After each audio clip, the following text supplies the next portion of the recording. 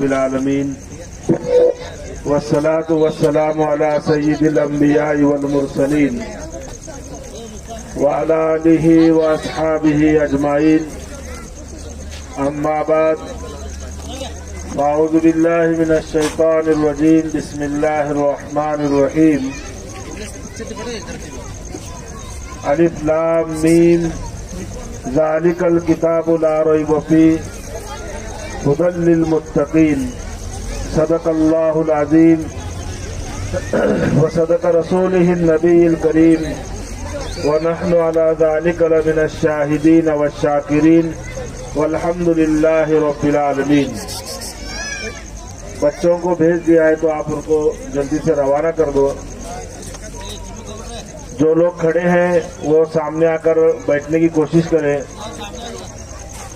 अगर कुर्सियों पर जगह नहीं है तो यहाँ पर सामने आ जाए ताकि जो भी बात हो यकसुई के साथ हो, बोलने वाले को बोलने में अच्छा लगे और सुनने वाले के लिए भी वो फायदामंद हो। क्योंकि ये जो हमारे बातें हैं ये आप सल्लल्लाहु अलैहि वसल्लम की दीन की निस्बत रखती हैं और दूसरे जो प्रोग्रामात होते हैं उसमें दीन का कोई निस्बत नहीं होती, कोई ताल्लुक नहीं होता। तो आधे यहाँ खड़े हैं, आधे वहाँ बात कर रहे हैं, ये चल जाता है। लेकिन दीनी प्रोग्राम के अंदर, दीनी बयानात के अंदर हम सबको बहुत ही अदब और एहतराम के साथ और जो भी बात सामने आए उसको अमल की नीयत से हमको सुनना चाहिए। तो मैंने आप लोगों के सामने कुरान पाक की आयत पढ़ी, अलिफ लाम मीम ज़ालिकल किताबु ला रैब फीह हुदल लिल मुत्तकीन। अलिफ लाम मीम का मतलब अल्लाह ताला ही बेहतर जानते हैं इसके तर्जमे को, इसके मतलब को। ज़ालिकल किताबु ला रैब फीह, ये ऐसी किताब है जिसमें कोई शक व शुबा नहीं है। हुदल लिल मुत्तकीन, और नेक लोगों के लिए हिदायत का जरिया है। अल्लाह ताला ने कुरान करीम का तारुफ कैसे कराया है आप देखिए। अल्लाह तबारक व ताला कुरान करीम की पहली सूरत और पहली ही आयत के अंदर फरमाते हैं ये वो मुकद्दस किताब है जिसमें कोई शक नहीं है, कोई शुबा नहीं है, और इस किताब को पढ़ना सवाब है, इस किताब को सुनना सवाब है, यहाँ तक कि इस किताब को देखना सवाब है। और कुरान करीम ही दुनिया की वाहिद वो किताब है जिसको पढ़कर इंसान दोनों जगह पर कामयाब हो सकता है, बल्कि कामयाब होता ही है। वो दो जगह कौन से हैं? एक दुनिया और दूसरी आखिरत। हमारा ये ईमान है, हमारा ये अकीदा है कि हम जिस तरीके से दुनिया के अंदर रह रहे हैं उसी तरीके से एक दिन दुनिया को छोड़कर दूसरी जिंदगी हमारी शुरू होगी, वो आखिरत वाली जिंदगी होगी। इससे पहले हम आलम अरवाह में थे, अब हम यहाँ पर आलम दुनिया में आ गए। इसके बाद हमको आखिरत की जिंदगी गुजारना है। आलम अरवाह में हमारे लिए कोई मुक़य्यद चीज नहीं थी, किन बातों की कैद नहीं थी कि आपको किस तरह रहना है। हम रूह की शक्ल में थे। अब यहाँ पर हम जिस्म और रूह दोनों शक्लें हमारे को अल्लाह ने दी है, तो हमारे साथ कैद लगाई कि आपको दुनिया के अंदर आपकी मनचाही जिंदगी नहीं गुजारना है, बल्कि वो जिंदगी गुजारना है जो हमारा रब चाहता है, हमारा अल्लाह चाहता है।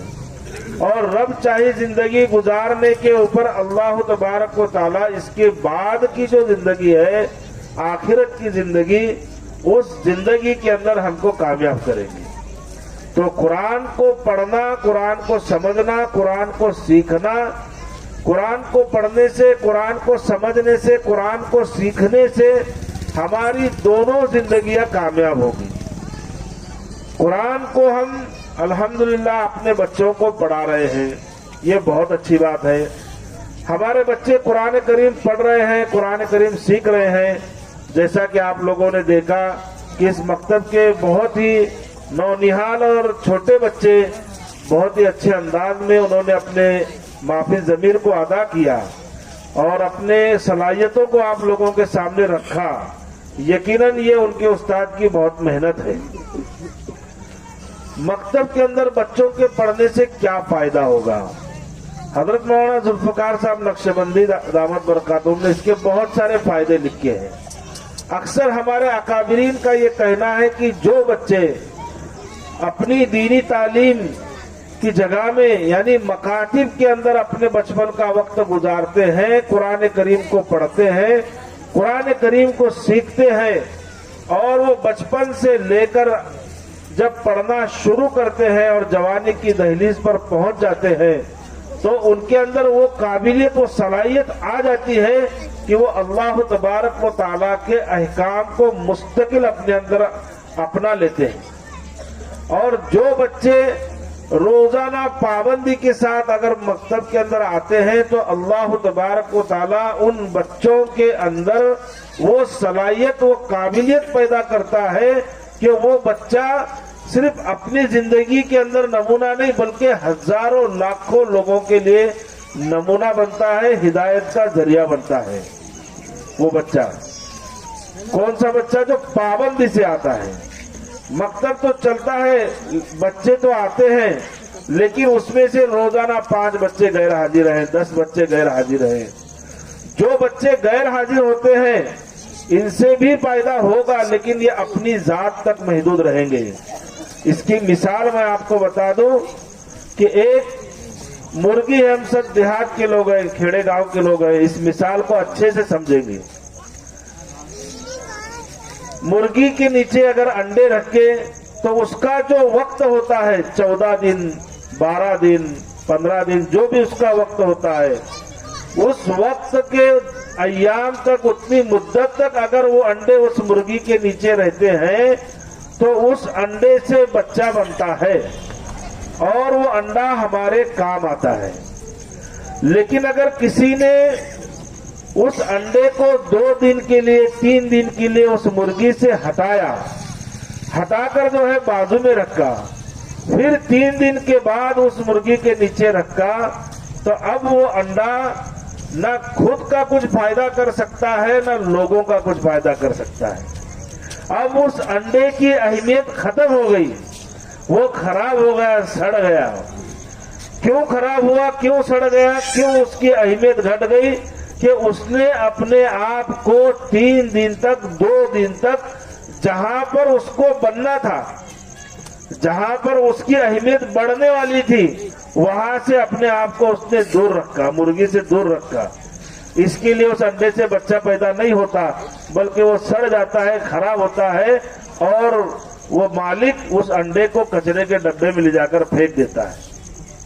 تو ہمارے بچوں کی اور ہماری اپنی مثال ایسی ہے کہ ہم جہاں سے یعنی مکتب سے اپنے بچوں کو پڑھا رہے ہیں تو پابندی کے ساتھ پڑھانا ہے، پابندی کے ساتھ پڑھنا ہے۔ کب تک پڑھنا ہے؟ 1 سال 2 سال 4 سال نہیں، آخری سانس تک۔ بلکہ لوگوں کا یہ ذہن بنتا ہے مکاتب کے اندر کہ ہمارے بچے چھوٹے ہیں تو ان کو پڑھاؤ، پھر یہ بڑے ہو جائیں گے تو پڑھنا خود بخود چھوڑ دیں گے۔ ایسا نہیں۔ جو بچے یہاں پر بیٹھے ہوئے ہیں، جو لوگ یہاں پر بیٹھے ہوئے ہیں، میں ان سے یہ کہنا چاہوں گا کہ اپنے آپ کو احکام اسلام کے اوپر مکتب کے ساتھ آخری سانس تک جوڑ کر رکھنا ہے۔ اور جو انسان آخری سانس تک اپنے آپ کو جوڑ کے رکھے گا، اللہ تبارک و تعالیٰ اس کے لیے رضا کا پروانہ دیں گے۔ اور کل قیامت کے دن اللہ تعالیٰ کہیں گے کہ میں اس سے راضی ہو گیا، اے فرشتوں میں جب اس سے راضی ہو گیا تو اس کے لیے جو چیزیں میں نے بنا کر رکھی ہیں، اس کے لیے جو میں نے اعلیٰ جنت بنائی ہے، اس کے اندر اس کو داخل کر دو۔ تو پابندی کے ساتھ بچوں کو بھیجنا، پابندی کے ساتھ بھیجنے کی ذمہ داری ہے کس کی؟ دادا کی، نانا کی، نانی کی، یا والد صاحب کی، یا والدہ کی؟ یہ زیادہ ذمہ داری مستورات کی ہے۔ بچوں کو پابندی کے ساتھ مکتب میں بھیجنے کی زیادہ ذمہ داری مستورات کی ہے۔ مستورات یہ کہیں گے یعنی مستورات یعنی عورتوں کی ہے۔ کیوں عورتوں کی بنتی ہے زیادہ ذمہ داری؟ اس لیے عورتوں کی زیادہ ذمہ داری بنتی ہے کہ آپ صلی اللہ علیہ وسلم نے فرمایا کہ کہ بچے کا سب سے پہلا مدرسہ اس کی ماں کی گود ہے، کیونکہ بچے اکثر اپنا زیادہ وقت اپنی ماؤں کے پاس گزارتے ہیں۔ جو والدین ہوتے ہیں، مرد حضرات ہوتے ہیں گھر کے، وہ کام کاج کے لیے باہر نکل جاتے ہیں، لیکن مستورات کو گھر میں رہنا ہوتا ہے، گھر کا کام کرنا ہوتا ہے۔ تو اس کے لیے مستورات کی سب سے پہلی ذمہ داری ہے کہ اپنے بچوں کو پابندی کے ساتھ مکتب کے اندر بھیجیں۔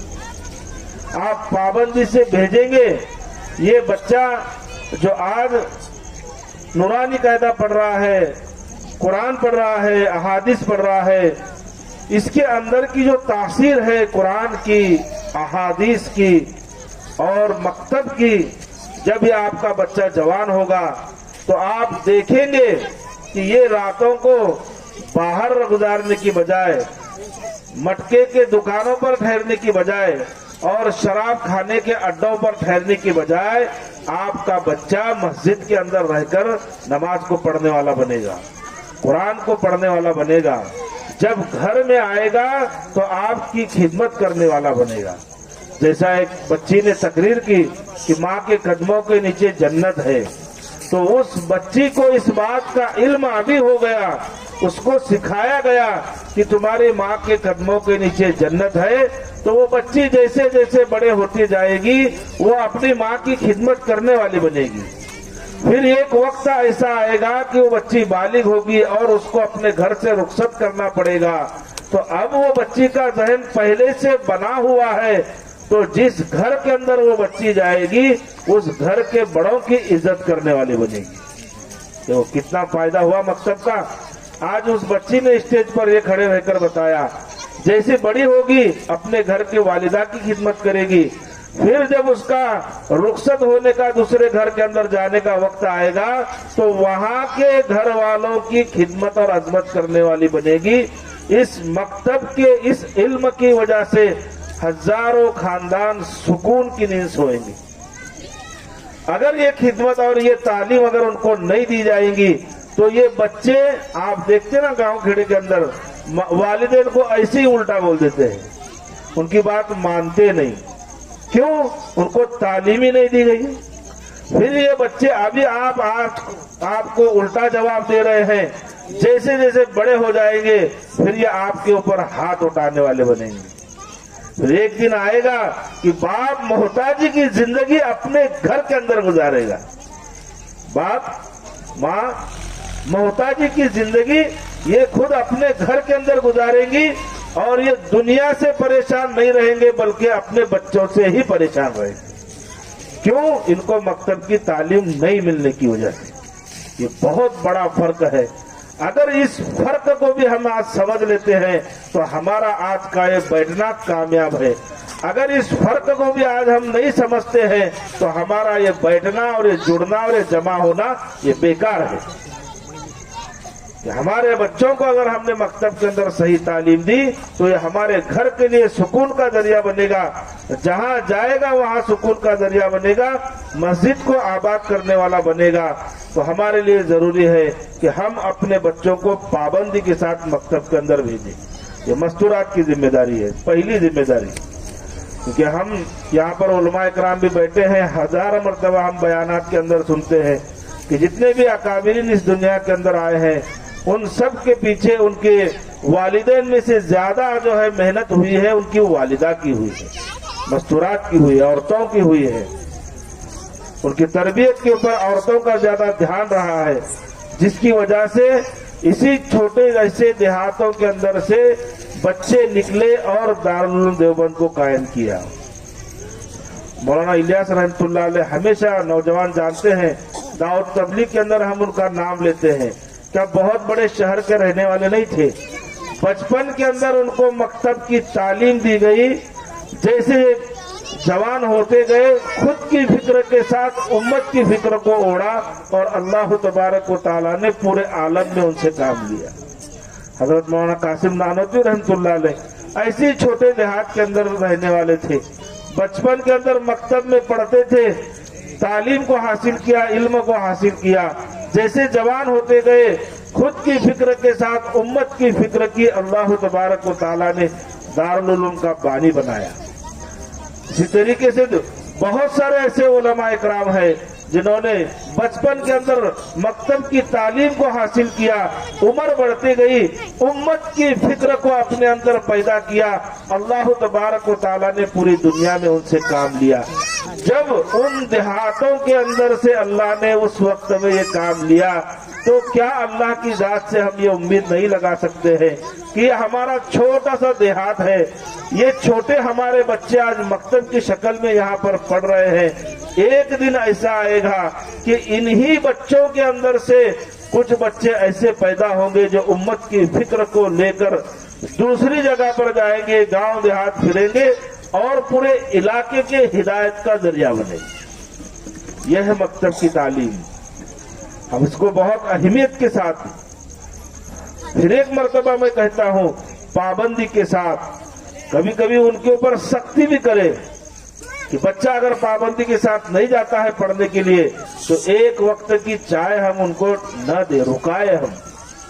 आप बोलेंगे मौलाना ऐसा क्यों बोल रहे हैं आप? देखो, ये आखिरी बात बताकर मैं बात को खत्म करता हूँ। सख्ती करना भी बहुत जरूरी है। अगर हम सिर्फ लाड़ प्यार से पालेंगे तो नहीं होगा। उसको एहसास होना चाहिए कि मुझे आज घर में चाय नहीं दी गई तो किस वजह से नहीं दी गई, मकतब में नहीं जाने की वजह से नहीं दी गई।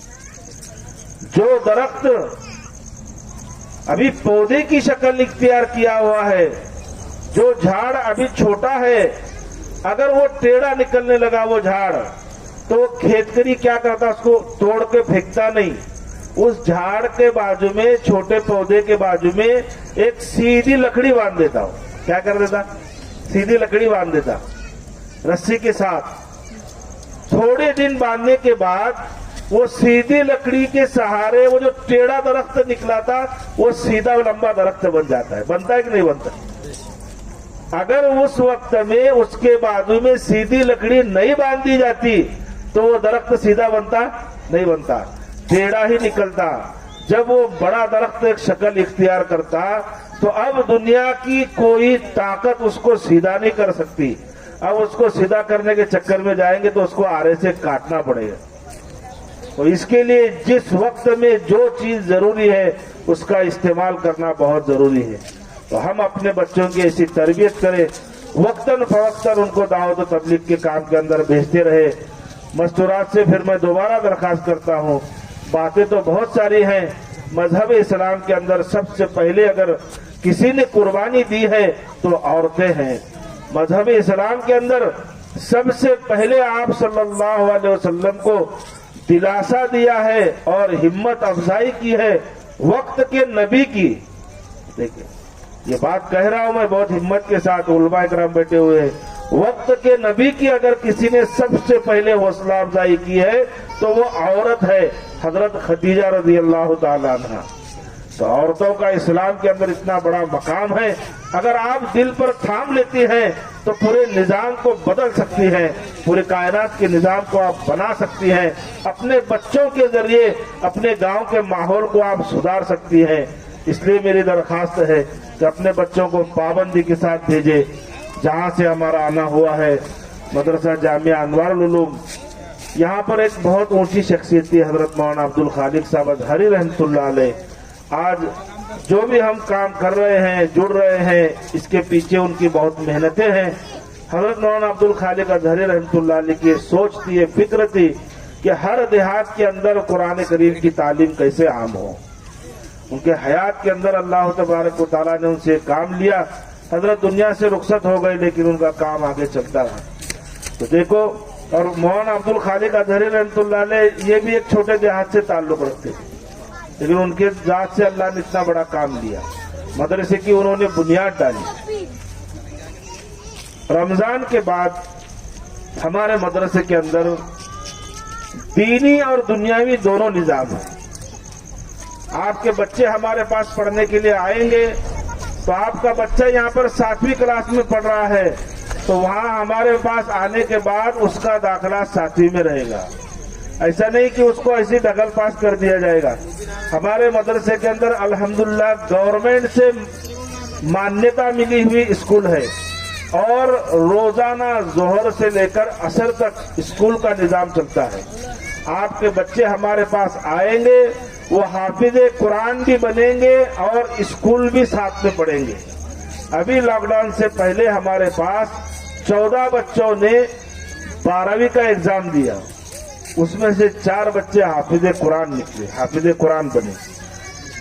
اتنا اچھا نظام آپ کے قریب میں جو ہے بنا ہوا ہے مدرسہ دارالعلوم حسینیہ میں, جامعہ انوار العلوم میں. تو رمضان کے بعد اپنے بچوں کو بھی یہاں پر داخلہ کرنے کی ہم فکر کریں اور اپنے گاؤں کے اندر دینی ماحول بنانے کی فکر کریں. اللہ تعالیٰ سے دعا ہے کہ اللہ ہم سب کو عمل کی توفیق عطا فرمائے.